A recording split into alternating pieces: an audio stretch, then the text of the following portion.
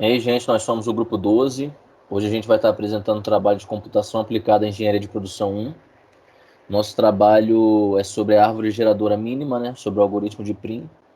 E o grupo é composto por mim, pelo Rogério, pela Sandy, pelo Vitor Luiz, pelo Vinícius Guimarães e pelo William.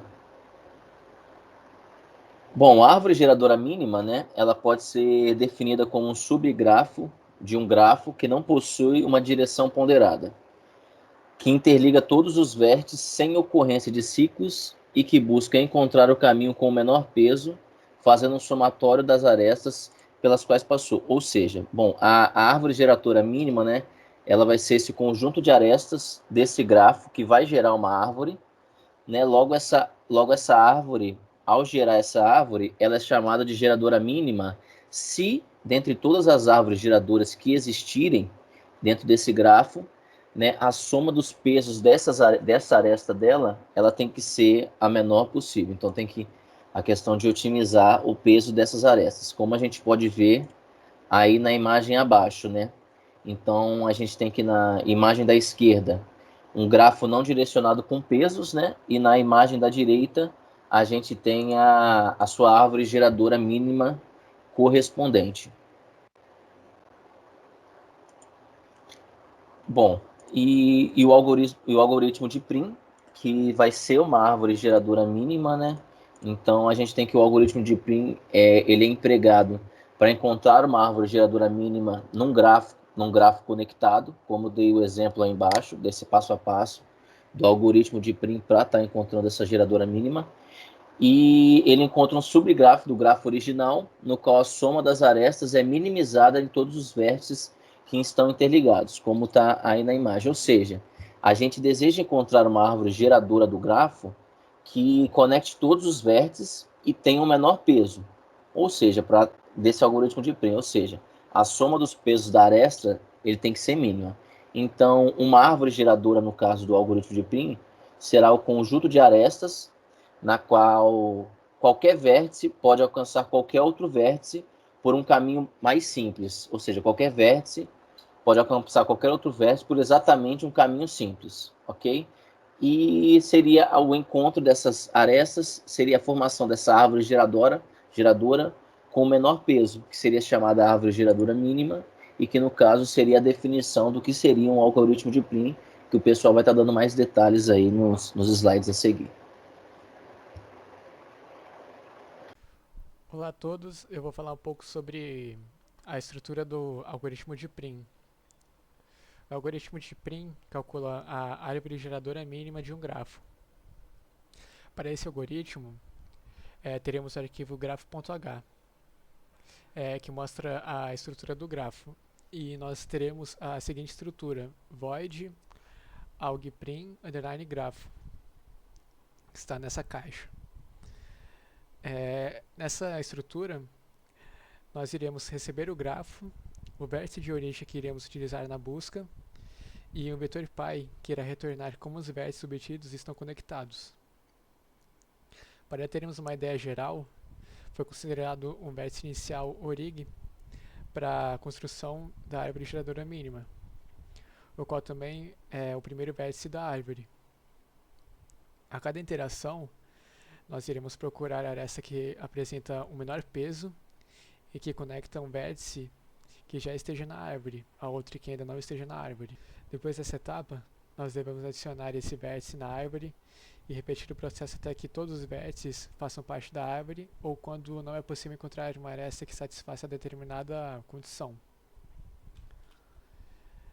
Agora nós iremos usar esse exemplo de grafo para a explicação do algoritmo, que seria essas duas imagens ilustradas. Das linhas 5 a 14 neste programa, temos um pequeno código que irá criar o grafo apresentado na imagem à direita, que seria esta imagem aqui. Na linha 18, chamamos a função algprim.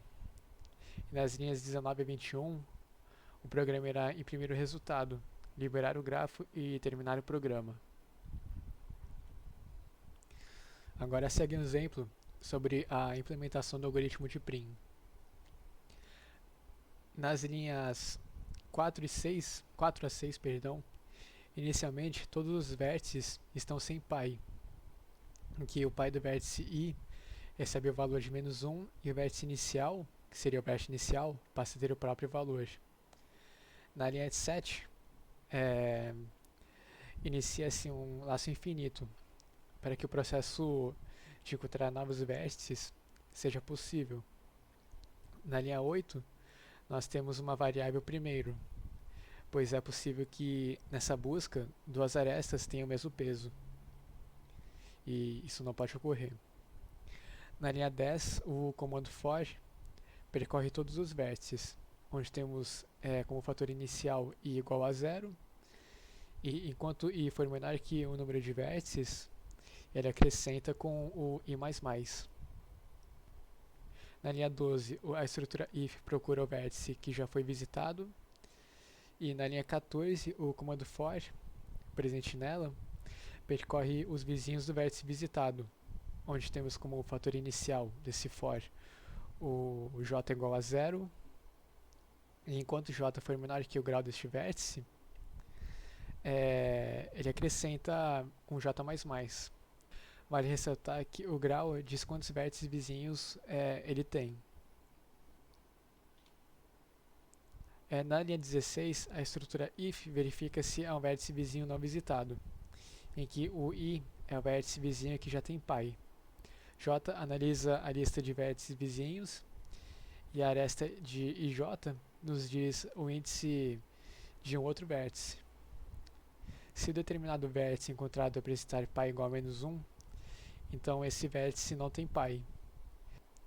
Logo, a gente pode colocar ele na árvore.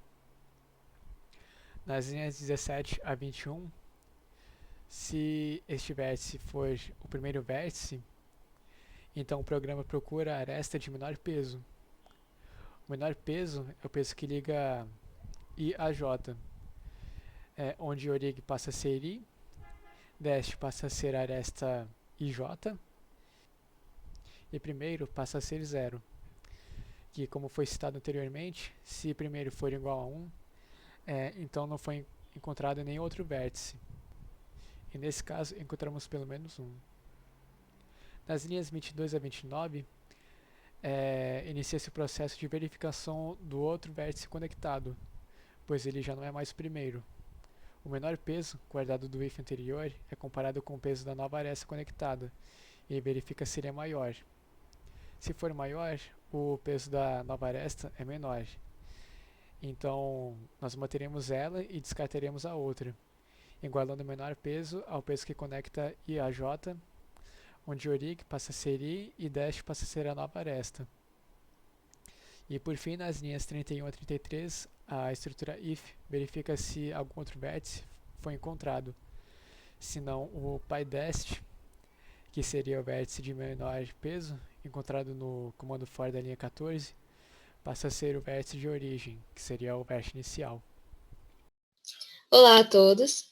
Para exemplificar o uso do algoritmo de Prim, nós trouxemos um artigo em que o conceito foi aplicado. Esse artigo tem como título o controle da tipologia de redes de sensores sem fio para economia de energia baseado no algoritmo de Prim. O ano de publicação foi em 2016 e tem como autores o Jonathan Silva, o Evandro Gomes e o Edielso Frigério. A divisão do artigo é composto por introdução, modelagem matemática, abordagem baseada no algoritmo de Prim, construção de cenários e resultados obtidos e, por fim, a conclusão com sugestões dos autores. Para a escolha do artigo, foi consultada a ferramenta Google Acadêmico. Obtivemos um total de resultados de 7.190 artigos que continham a palavra-chave algoritmo de Prim. O artigo escolhido foi publicado pela Revista de Tecnologia da Informação e Comunicação, RETIC. O artigo escolhido pode ser classificado na área de pesquisa operacional da ABEPRO, Associação Brasileira de Engenharia de Produção, que tem como subárea a programação matemática, a decisão multicriterial, processos estocásticos, modelagem, análise e simulação, teoria da decisão e teoria dos jogos e análise de demandas por produtos.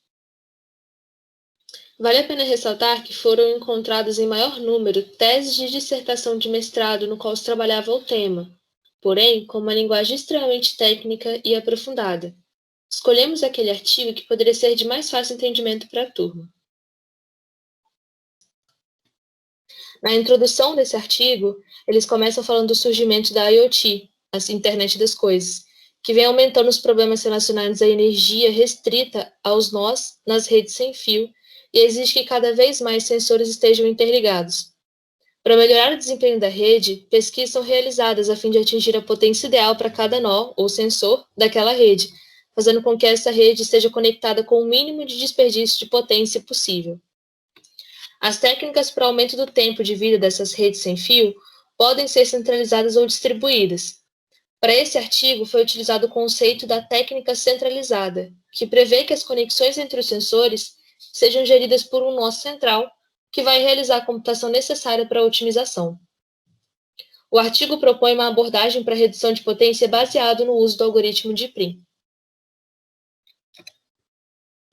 O referencial teórico é a parte que compõe o artigo com mais ênfase, e para a aplicação das soluções propostas no artigo e desenvolvida através dos modelos matemáticos, foi necessário que os autores dominassem os conceitos de grafos, árvore geradora mínima e do próprio algoritmo de Prim. Todos esses conceitos trabalhados durante a nossa disciplina de computação 1. Também é abordado o conhecimento de sistema de distribuição de energia. Como citado no slide anterior, a escolha dos autores foi trabalhar com um sistema de distribuição de energia centralizada. Abaixo, à esquerda, vocês conseguem ver um esquema de como funcionaria um conjunto de nós de uma árvore que fosse centralizada, de um sistema de distribuição de energia centralizado. E à direita, vocês conseguem ver como seria uma distribuição de energia distribuída. No artigo, utiliza-se a ideia de cluster para selecionar um conjunto de nós na rede a fim de construir uma topologia eficiente. Uma topologia no nosso sistema de distribuição de energia é quando a gente conhece a posição de cada sensor ou de cada nó e da distância entre eles, a distância máxima e a distância mínima entre o nó e o seu vizinho. A abordagem da proposta de implantação do algoritmo de Prim pelos autores pode ser separada em 3 fases: Discovery, Rebuild e Optimize. A fase denominada Discovery é responsável pela construção da topologia de rede utilizando as informações dos vizinhos com máxima potência de transmissão. O nó sync, que no caso da figura à esquerda é o nó A, inicia um processo de descoberta, enviando uma mensagem de transmissão na rede. Assim que o nó recebe a mensagem, o sinal é retransmitido com a potência máxima. Então, essa mensagem é utilizada por cada nó para descobrir seus vizinhos e informar ao sync qual é o nível de potência recebido de cada um. É nessa fase que a gente conhece todo o nosso sistema de distribuição de energia, a posição de cada nó e a distância máxima e a distância mínima entre cada um deles. Logo após realizarmos o Discovery, vem a fase de Rebuild, cujo resultado é uma nova topologia de rede utilizando o algoritmo. A ideia principal dessa fase é encontrar o caminho de custo mínimo que conecta todos os nós da rede. Nesse caso, para o processo de rebuild, a árvore geradora mínima é construída considerando o custo máximo. Como na fase anterior, a gente descobriu todo o nosso sistema de distribuição e a posição e a distância entre cada nó, na fase de rebuild, a gente busca encontrar um caminho de custo mínimo. A nossa última fase, a Optimize, é responsável pela diminuição da potência de rádio de cada nó para o novo nível de acordo com o seu vizinho. Após o processo de Optimize, é que teremos o nosso sistema de distribuição otimizado, como a gente pode observar na figura D à esquerda. Apesar do referencial teórico do artigo ser bem trabalhado, não foram informados os dados do grafo construído pelos autores. Para simplificarmos o uso do algoritmo de Prim, montamos a tabela abaixo com valores hipotéticos. Detalhando o código utilizado para exemplificarmos os dados daquela tabela do slide anterior, podemos observar que na linha 3 há uma definição do tipo de gráfico que a gente vai utilizar. Para exemplificarmos o algoritmo Prim em execução, adotamos os dados da tabela anterior e criamos um algoritmo para encontrar o melhor caminho. O nosso código começa na linha 3 com a definição do tipo de grafo que a gente vai utilizar. E a gente primeiro aloca a estrutura e depois aloca as variáveis contidas nessa estrutura. Na linha 14, a gente verifica a condição de existência desse grafo. Na linha 19, a gente declara que o vetor tem tamanho dinâmico igual a 5. Na linha 35, a gente libera a matriz das arestas. E na linha 40, a gente libera a matriz dos pesos. Além disso, inserimos a aresta ligando dois pontos do grafo. Na linha 50, a gente verifica a condição de existência. E nas linhas 52 e 54, a gente verifica se o vértice não é válido. Da linha 69 a 72, a gente verifica se o vértice existe. Já na linha 73 a 78, a gente procura a aresta. Na linha 77, é usado para o elemento não encontrado. Na linha 80, a gente diminui a quantidade de graus do vértice de origem. Na 82, nós colocamos na posição I a última aresta. Na linha 85, nós verificamos se é um dígrafo. Já na linha 87 e 88, nós invertemos a origem e o destino, e vira um dígrafo igual a 1. Na linha 90, nós declaramos um void, com o vértice inicial, o retorno π e a declaração do grafo. Na 94, todos os vértices estão sem π. E na linha 96, nós igualamos o π da origem a ele mesmo.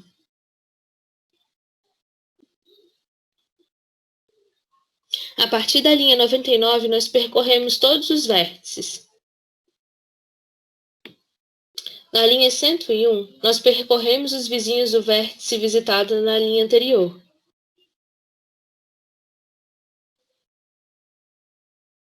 Na linha 102, nós procuramos o menor peso, e a gente acha o vértice vizinho não visitado.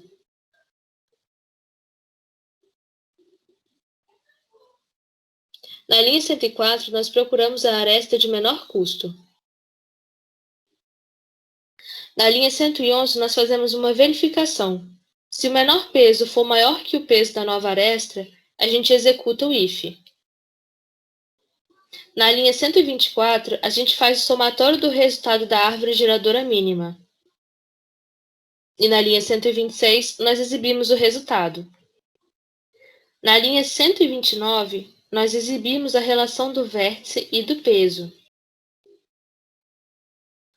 Na linha 133, nós exibimos o vértice, e na linha 136, a gente exibe o peso. E das linhas 147 a 155, nós imprimimos em tela. A partir daí, o código pode ser executado. O grafo original tinha como somatório dos caminhos igual a 4.189 metros. Ao propor a análise com o algoritmo de Prim, viu-se que o caminho mínimo que atendia todos os sensores era de 1.286 metros. Através desses dados, foi possível reduzir a distância em cerca de 69%. Depois de realizar as 3 fases de implantação do algoritmo de Prim, os autores constroem, por meio de análise, os diferentes cenários e chegam à conclusão de que o algoritmo proposto atingiu, sim, reduções na potência total acima de 65% para alguns cenários. Foi possível identificar o impacto positivo no desempenho em relação à redução de potência, ao aumentar a densidade de nós da rede. Entretanto, o tempo computacional exigido pelo método proposto é impactado pelo aumento da área ou da densidade de nós da rede. Ou seja, quanto maior a quantidade de nós em uma determinada área, maior será o tempo computacional gasto para a rede convergir. Este é o fim da nossa apresentação.